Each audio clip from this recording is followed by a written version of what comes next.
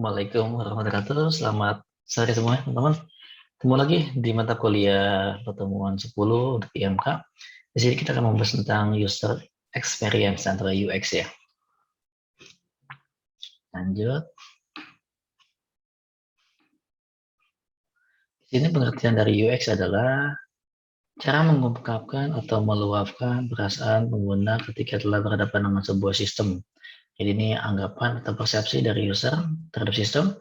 Hal ini juga meliputi persepsi pengguna mengenai kepraktisan dalam penggunaan sebuah perangkat lunak, seperti kemudahan yang intinya subjektif dari para pengguna. Sifatnya dinamis sesuai perkembangan zaman, jadi persepsinya masih beda-beda. Hubungan UX dengan aspek pengguna, di sini ada namanya look, tampilan, feel, namanya perasaan untuk penggunaan, usability, gimana kemudahannya, semua tergabung.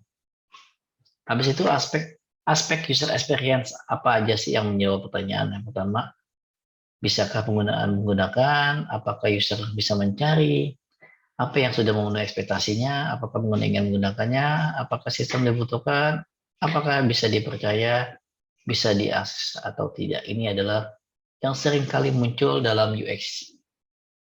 Perbandingan user experience, di sini ada namanya aplikasi ojek online A dan aplikasi ojek online B. Ini biasanya persepsi dari orang yang A ngomongin jelek, yang B baik gitu. Jadi persepsinya beda-beda. Tergantung dari mungkin like or dislike juga bisa. Dari gadget juga bisa. Di sini ada ringan, berat. Nah, ringan mungkin dia pakai aplikasi yang bagus, dia pakai handphone yang bagus dan sinyalnya kuat. Di berat dia mungkin pakai handphone yang untuk performanya kurang baik dan sinyalnya kurang bagus, navigasinya rumit. Ini mudah, desain yang konsisten, elemen berubah-ubah, di layar hanya bersih informasi penting saja, layar penuh informasi yang tidak perlu. Nah ini biasanya seperti ini. Banyak persepsi dari user-user tentang aplikasi tertentu.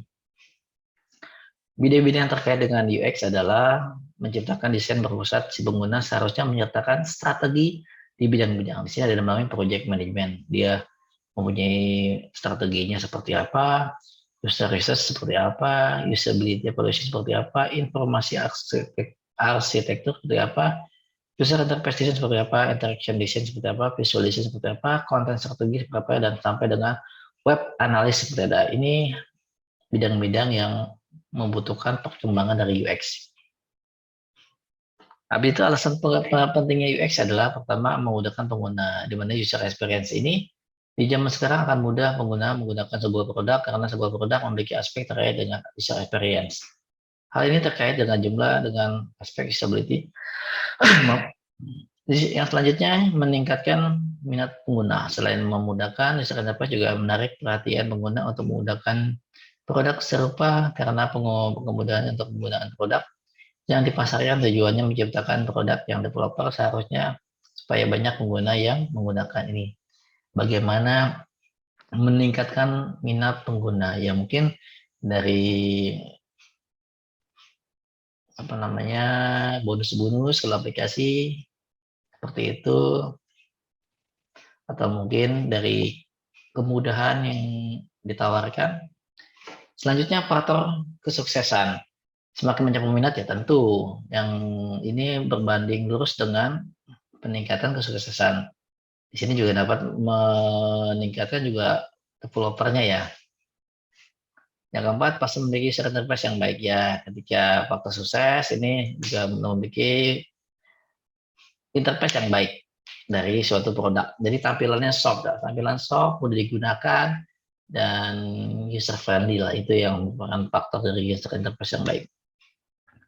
Menjadi persaing produk media ya. Ketika contohnya ada WhatsApp, dulu ada Telegram ya, Facebook, dulu Instagram, sekarang Instagram diakuisisi jadi Facebooknya main sendiri ya, mungkin saingannya ada Twitter ya, dan lain-lain lah ya.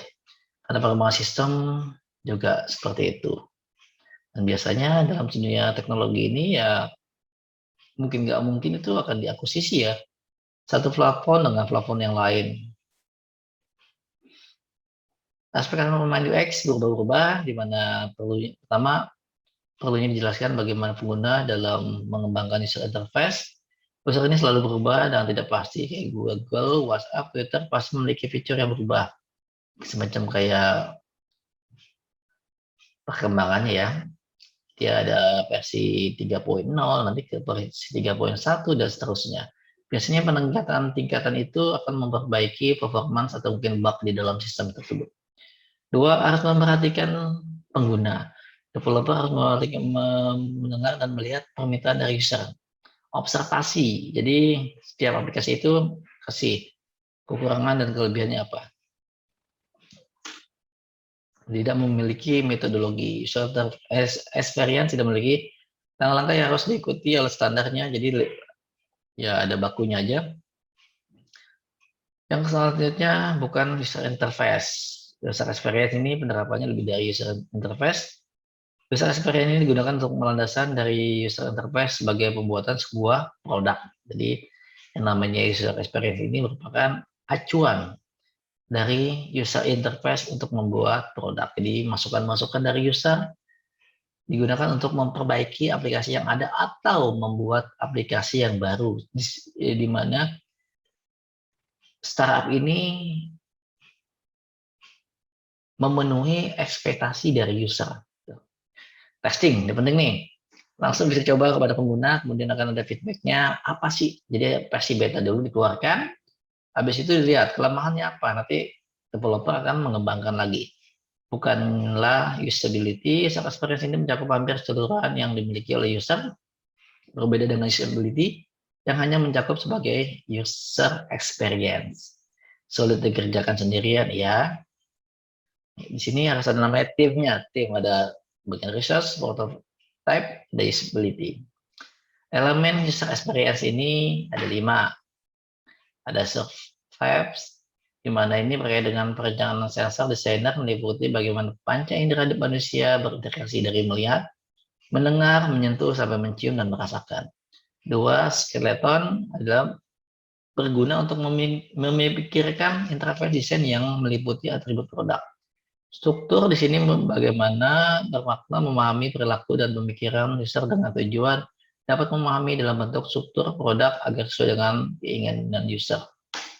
Scope ini berguna untuk memilih apa yang akan dibuat dan apa yang tidak perlu dibuat. Dan produk dibagi menjadi 2, sifatnya produk fungsionalitas dan produk sebagai informasi. Strategi ini di mana tentang bagaimana user menggunakan produk, bagaimana produk ini telah dibuat dengan kebutuhan yang user diinginkan. Jadi ada strateginya. Nih, kalau dalam tahapan fiturnya seperti ini. Ada experience, survive itu yang dimunculkan. Itu ada visual desainnya. Habis itu skeletonnya ada wireframes-nya, strukturnya, ada sitemap-nya, screen flow-nya. Scope-nya ada requirement kontennya, strategi ada konsep atau user research. Nih. Menurut usability.government, user experience fokus pada pemacaran mendalam terhadap user. Apa yang dibutuhkan, apa yang bernilai bagi mereka, kemampuan dan keterbatasannya. UI ini, user interface begini, wah kalau di sebelah kiri kan ya, bagus banget gitu. Tapi ketika user dilihat dari bawah, wah, kelihatan jelek banget kan. Dari si user anak kecil ini kan, tapi kalau dari lihat di atas, jadi pandangannya tuh berbeda-beda antara si pembuat sampai dengan si pemakai. Ini perbedaan antara UI dengan UX. UI itu UX ini adalah tentang mendesain pengalaman produk yang langka. UI membuat interface dengan dilihat dan dirasakan. UX membutuhkan pengalaman tentang psikologi, sosiologi, bidang UI bersinggungan dengan UX design ya. Situasi experience ini ada prototipenya di series, tapi kalau misalnya di desainer ini seluruhnya menentukan user flow-nya. Subdesain UX ini mencakup interaction design, visual design, UI, desain, information arsitektur, dan konten strategi. Pada perusahaan yang lebih besar, UI designer memungkinkan akan lebih memfokuskan diri pada menyusun strategi layout sebuah situs dan aplikasi, ada sketching dan wireframing. Nih, seperti itu. Faktor kesuksesan dari UX utility untuk mengetahui nilai dan rating subjek dari suatu isi dan fungsi batasan target. Accessibility-nya yang pertama, yang kedua adalah untuk mengetahui seberapa baik accessibility mengkompatibilitas sebuah produk dengan mengetahui yang user rasakan. Usability adalah bagaimana mengetahui seberapa efektif dan memuaskan sebuah produk, dan brand promise bagaimana mengetahui apakah sebuah produk ini sudah sesuai dengan keinginan user atau belum, memenuhi ekspektasi belum nih dari user, itu yang dengan brand promise. Nah, latihan tugas ini silakan dibuat kelompok. Latihan tugas ke 10 buatlah rancangan program user experience dalam bentuk mock-up. Jadi dibuat dan dipresentasikan di pertemuan nanti ke-15. Nah, ini latihannya 1-5, silakan dikerjakan malam ini. Ditunggu sampai jam 21.45. Oke, itu aja.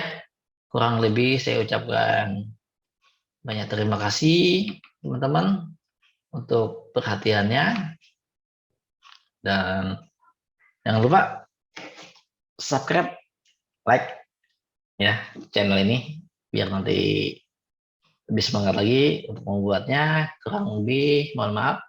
Selamat malam. Assalamualaikum warahmatullahi wabarakatuh. Salam sehat selalu ya.